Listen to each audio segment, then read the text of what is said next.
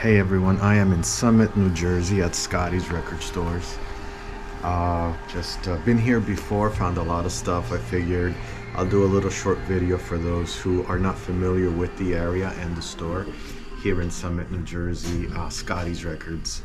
And going through my favorite bins, which start off at $1, $1.99, $2, $3. I did find some stuff here before, so I'm eager to find some more jams. Found this promo, Wilton Fedler. Can't wait to hear it. And sound effects. You know, I think we all forget we come from a time where DJs used a lot of these sound effect records to just create through our mixes.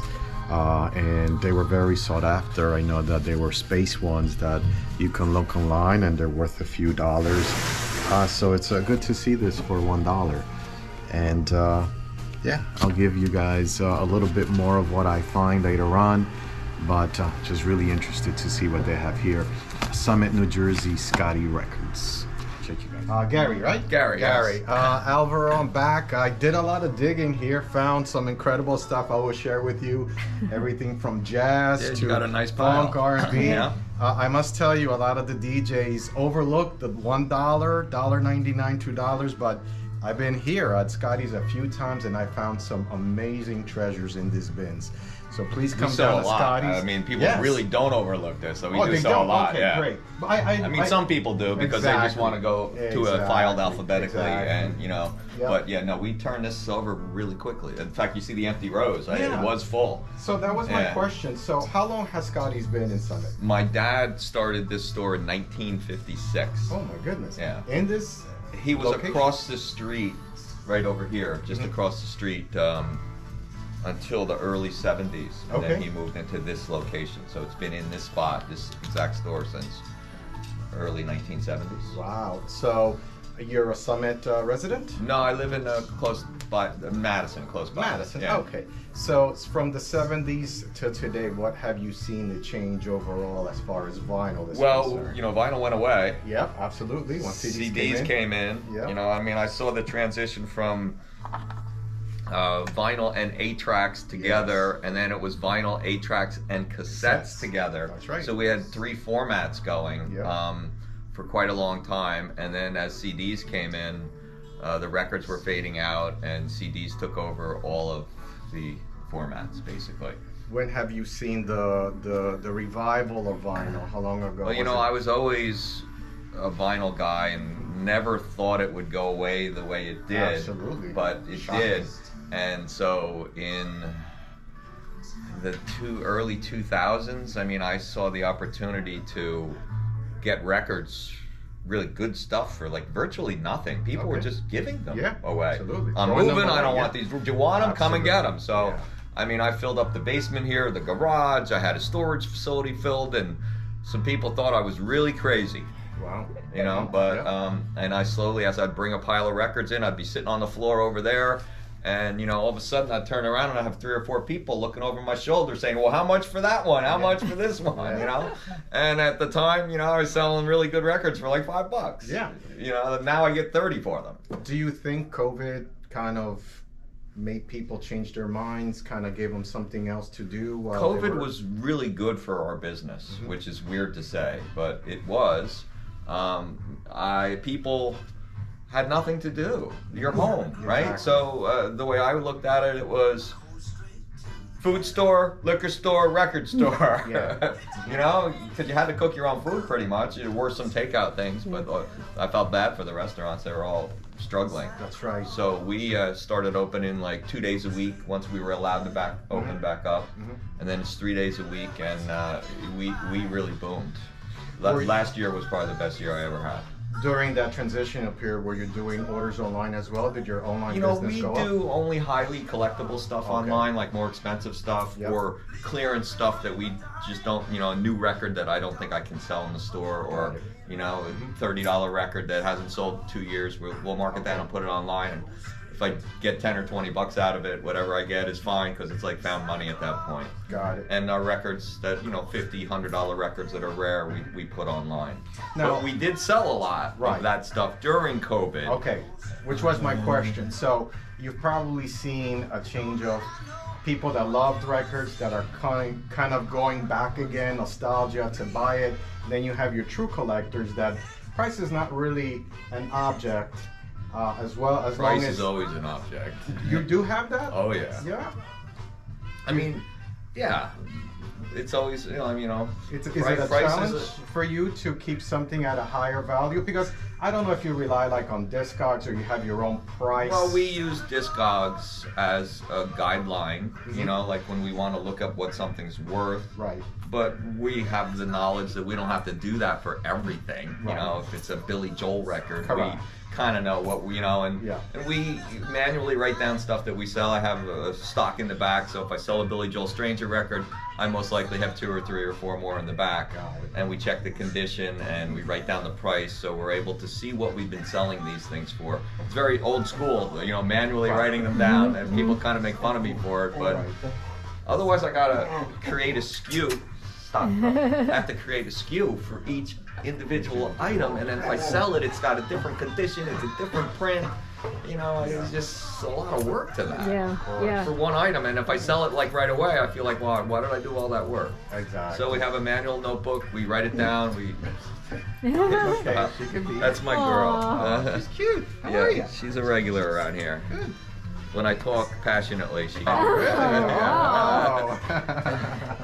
What's her name? Okay, that's Kylie. Oh, Hi, Kylie. How old? She's a rescue, so I think she's about 9. Okay. No, this is not food, Kylie.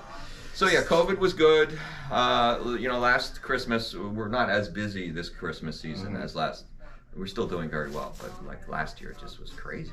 Wow. So that's great. Do you? I guess this is a place that people know about since it's been here for so many years.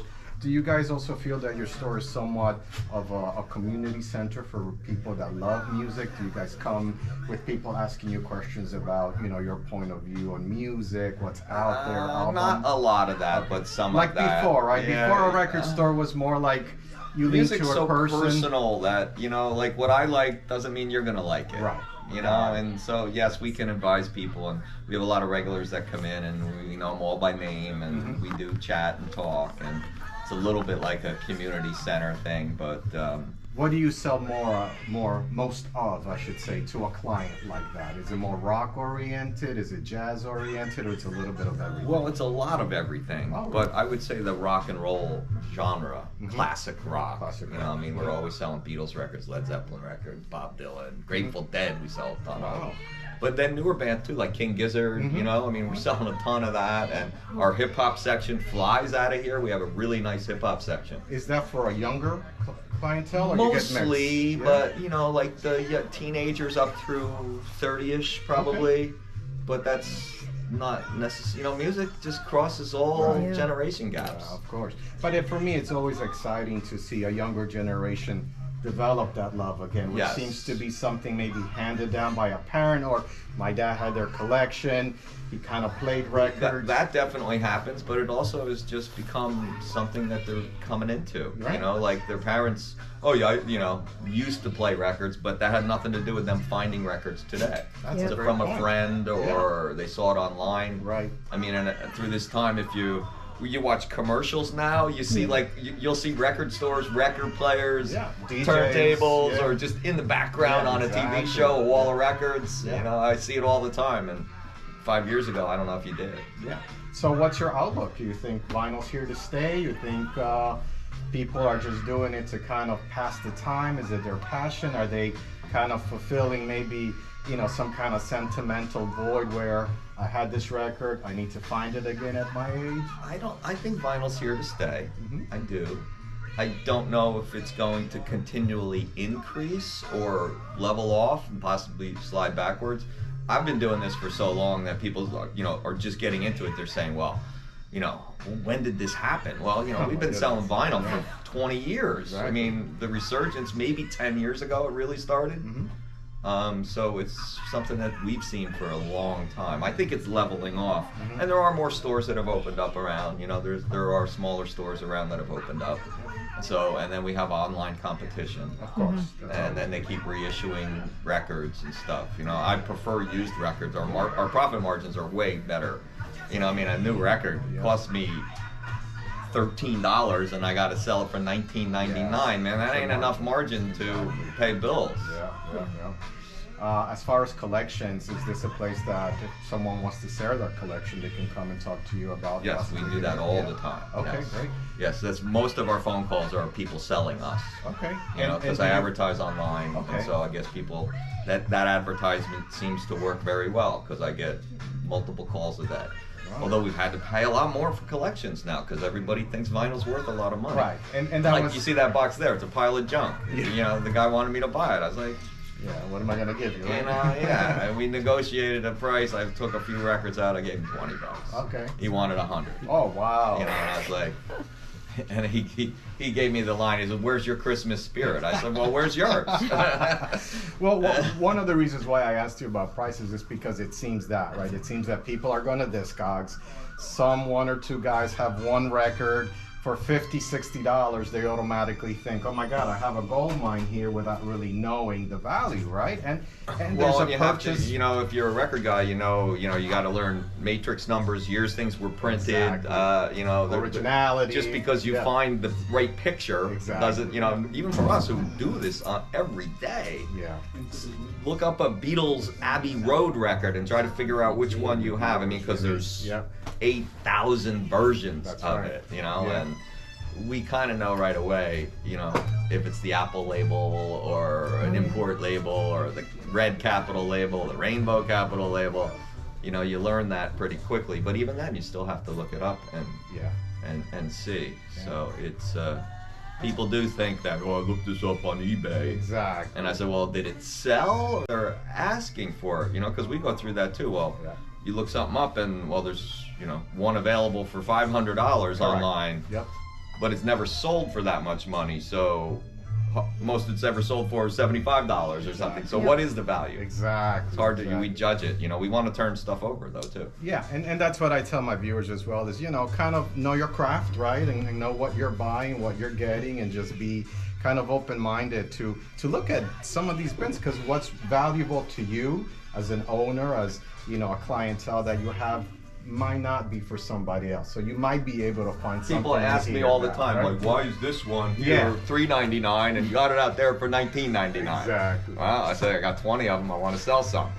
Might have a little scratch on it. It may not. Right. You know. Right. I'm always amazed that people don't really Look. want to look. Yes, They'll exactly. come up with a $20 record and say, "Is this gonna play?"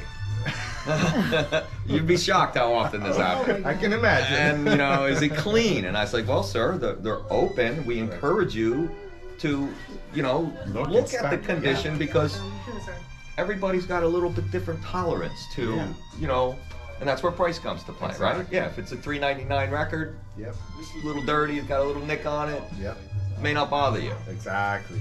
Or you might want to go buy the one for $20. Right. That's mint condition. Exactly. Yeah. There's some people that only want original. Some people that are okay with reissues.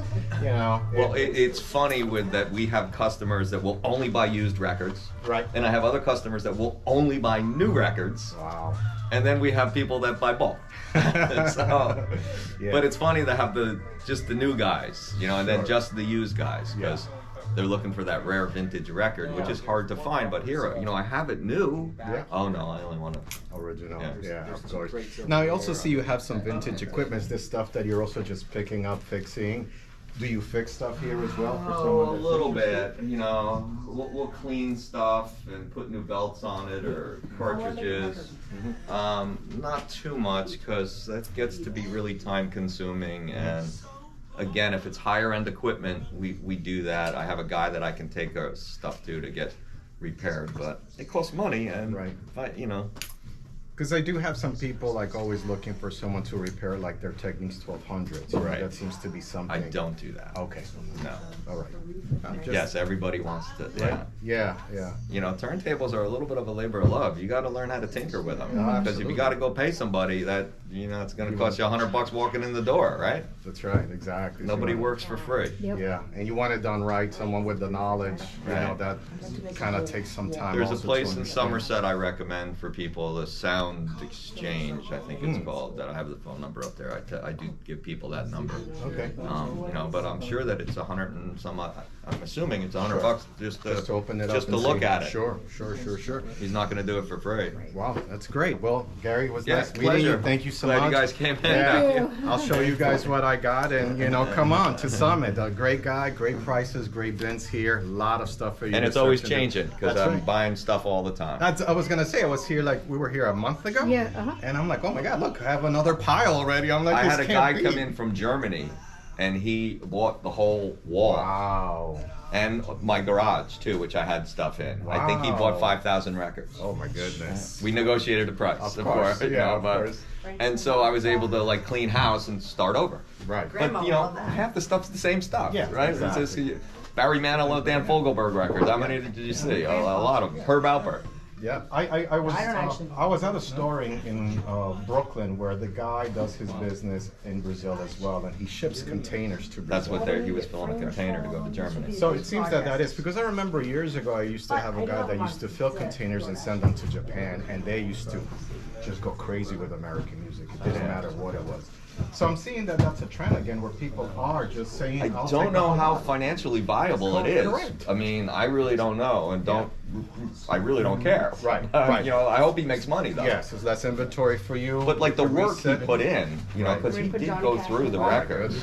It's not like he blindly said give He it all. did for some of them, but as Okay. we started to get to $2.99 records, he was looking at each one. So the $1, $1.99. Yeah, we I'll just take made it a all. bulk deal on that stuff, Got it. and then I gave him like a buck off everything Got else it. that he was buying. Yeah, that makes Because he was sense. buying 4,000 records. Yep. Wow. And I was happy to get rid of a lot of them. Yeah, that's good. That's good business.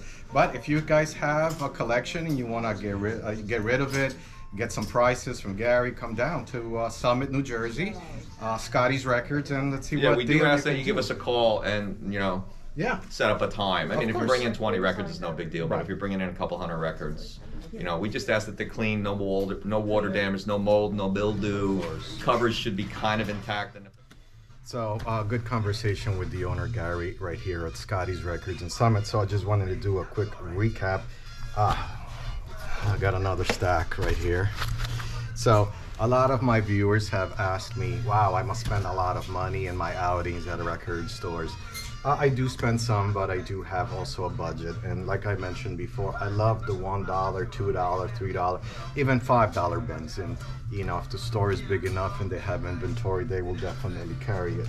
So very surprised to see this McCoy Turner album, $5.99 here. Some Ramsey Lewis. Vangelis is something that I used to carry a lot of. Unfortunately, I lost it. But if you love Vangelis, this is definitely some stuff to come down and get, and fairly cheap, $2.99. Love their sound. If you're into the new age, a little bit more of the jazz opened new age sound, Vangelis was definitely way ahead of their time. I did find an album that I was looking for, Bobby Hutcherson. If anybody knows, N to You is the cut in here. Found some Flora Purim as well. So yeah, definitely a diverse store. A lot to get, a lot to choose from, and just take your time and like Gary.